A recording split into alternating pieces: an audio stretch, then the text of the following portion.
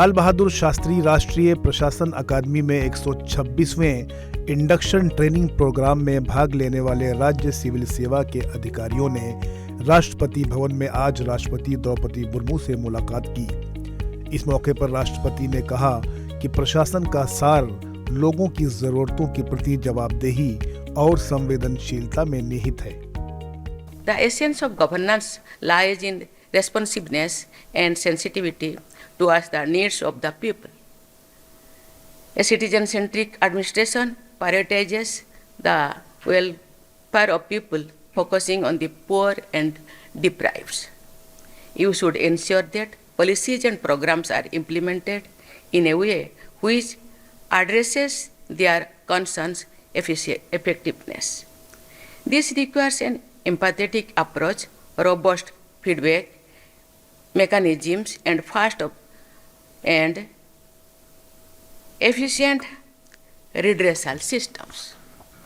Dear officers, the global landscape is in a state of flux.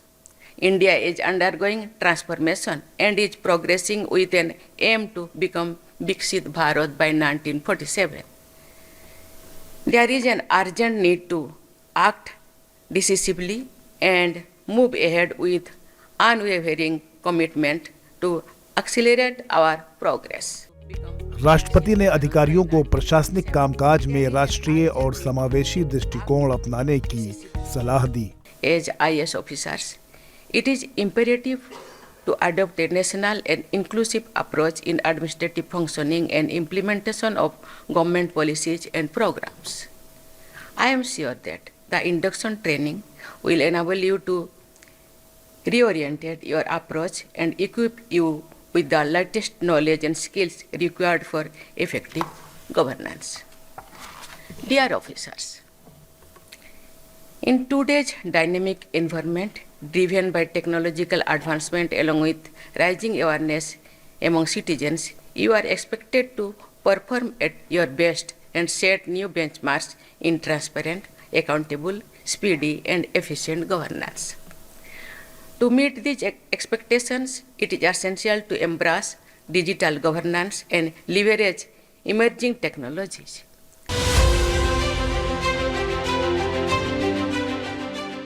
प्रधानमंत्री नरेंद्र मोदी ने आज दादरा एवं नागर हवेली और दमन एवं दीव में 2580 करोड़ रुपए से अधिक के विभिन्न विकास कार्यों का उद्घाटन और शुभारंभ किया।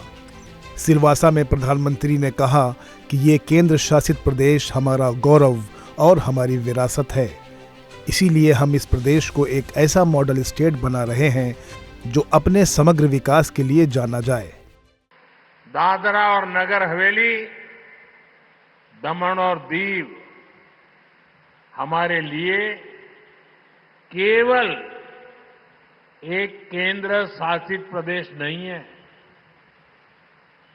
ये संघ प्रदेश हमारा गर्व है, हमारी विरासत भी है।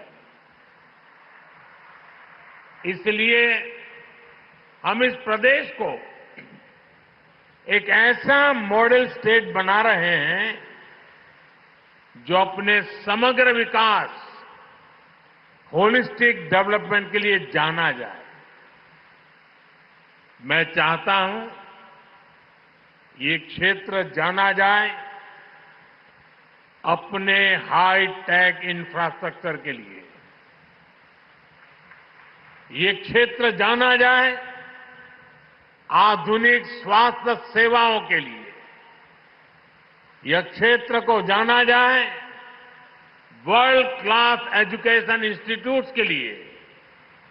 यहां की पहचान हो अपने टूरिज्म से, ब्लू इकोनॉमी से।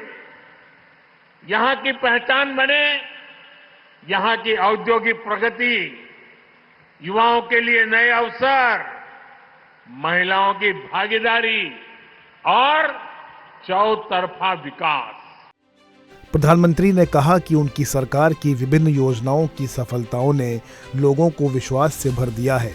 सरकार की योजनाओं से उनके जीवन में सकारात्मक बदलाव आए हैं। हमारा सिलवासा और ये संघ प्रदेश विकास के मामले में देश के नक्शे पर एक अलग पहचान के साथ उभर रहे हैं। दादरा और नगर हवेली, दमन और दीव ये कई योजनाओं में सैचुरेशन की स्थिति में पहुंच गए। जीवन के हर आयाम में हर जरूरत के लिए सरकार की योजना का लाभ हर लाभार्थी को मिल रहा है। आप देखिए, one nation one ration card से हर व्यक्ति को भोजन की गारंटी मिली है। जल जीवन मिशन से हर परिवार तक पीने का साफ पानी पहुंच रहा है।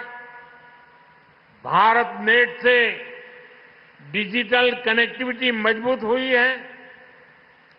पीएम जनधन ने हर परिवार को बैंकिंग सेवाओं से जोड़ा है।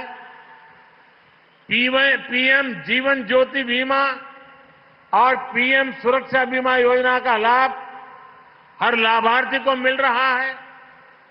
इन योजनाओं की सफलता ने यहां के लोगों को विश्वास से भर दिया है। सरकार की योजनाओं से उनके जीवन में जो सकारात्मक बदलाव आए हैं, उसके व्यापक प्रभाव दिख रहे हैं।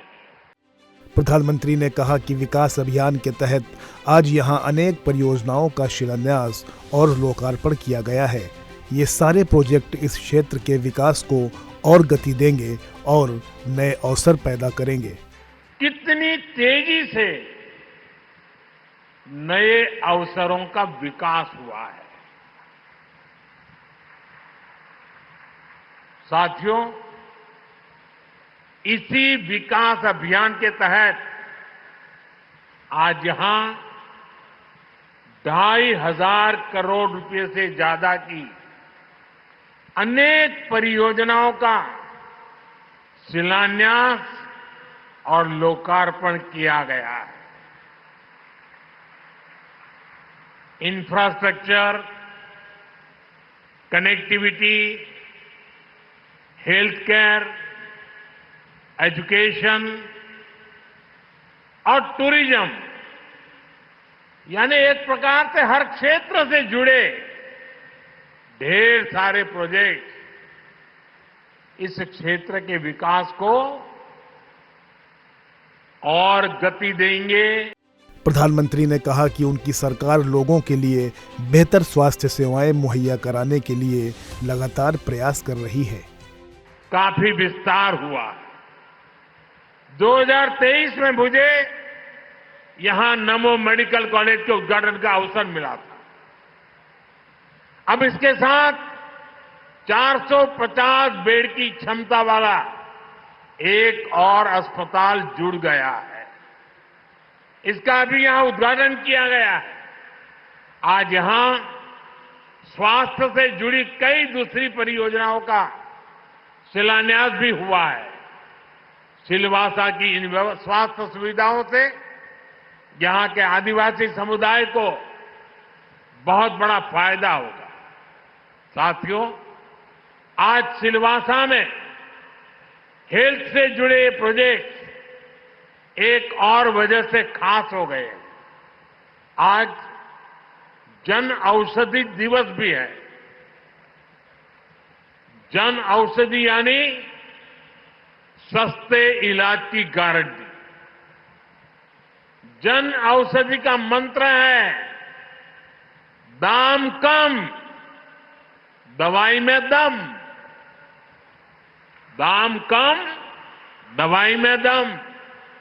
हमारी सरकार अच्छे अस्पताल भी बनवा रही है। आयुष्मान योजना के तहत मुफ्त इलाज की सुविधा भी दे रही है और जन औषधि केंद्रों के जरिए सस्ती दवाएं भी दे रही है। प्रधानमंत्री नरेंद्र मोदी ने सिलवासा में सरकारी विभागों और संगठनों में नवनियुक्त लोगों को नियुक्ति पत्र प्रदान किए।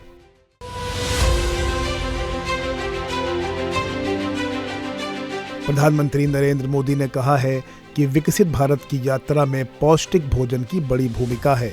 हमारा लक्ष्य देश के हर परिवार को पर्याप्त पोषण देने का है ताकि कुपोषण और एनीमिया जैसी बड़ी समस्याओं से देश मुक्त हो सके।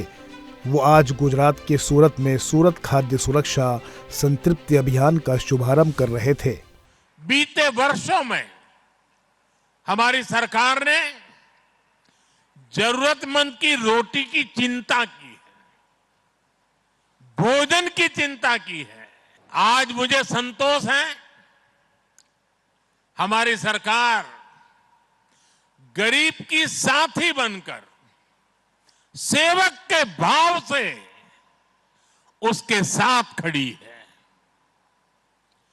कोविड काल में जब देशवासियों को सपोर्ट की सबसे ज्यादा जरूरत थी, तब प्रधानमंत्री गरीब कल्याण योजना यह मानवता को महत्व देने वाली, गरीब के घर में चूल्हा जलता रहे इसलिए गरीब कल्याण योजना शुरू की।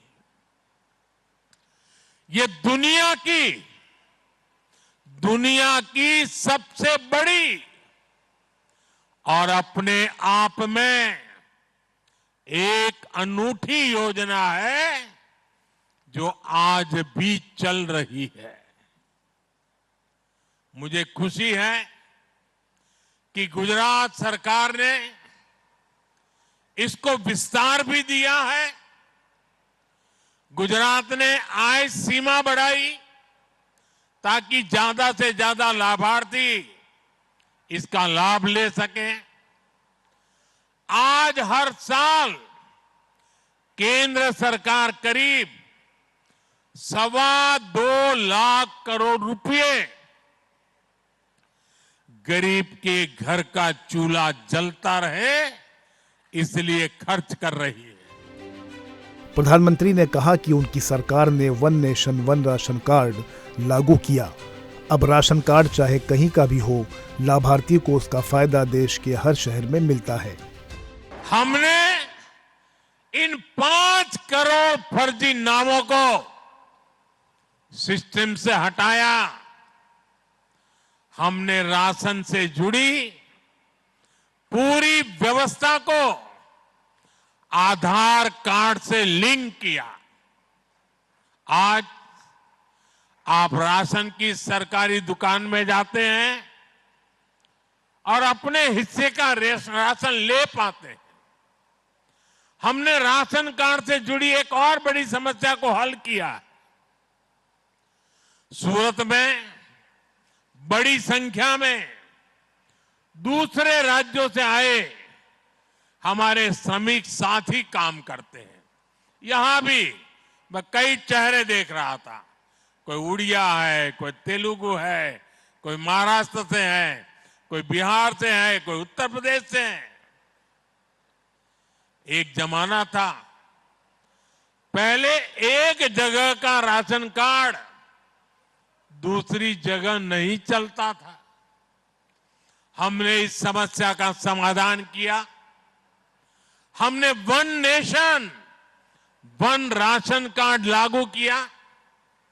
अब राशन कार्ड चाहे कहीं का भी हो, लाभार्थी को उसका फायदा देश के हर शहर में मिलता है।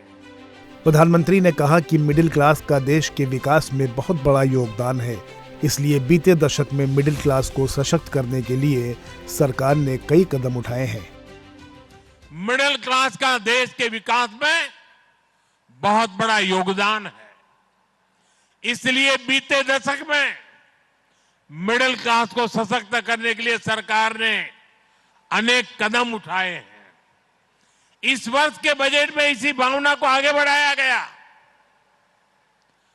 इनकम टैक्स में जो राहत दी गई है उससे दुकानदारों को, कारोबारियों को, कर्मचारियों को बहुत बड़ी मदद मिलने वाली है।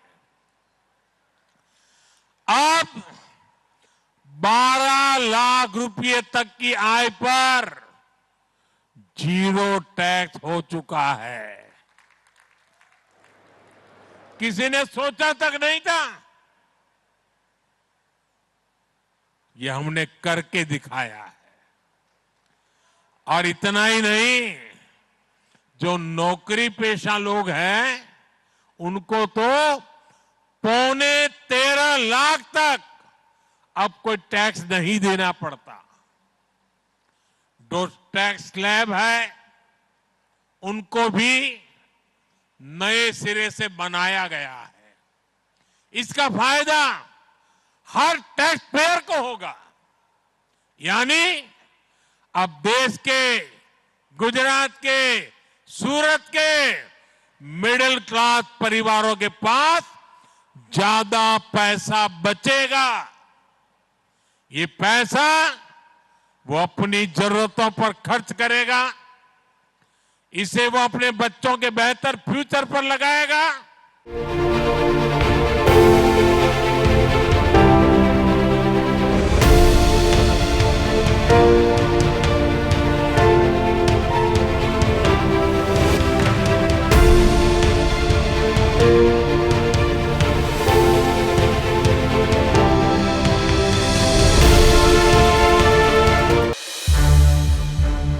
संसद टीवी के और भी प्रोग्राम्स देखने के लिए सब्सक्राइब करें हमारा YouTube चैनल और हाँ, इन्हें लाइक और शेयर करना ना भूलें।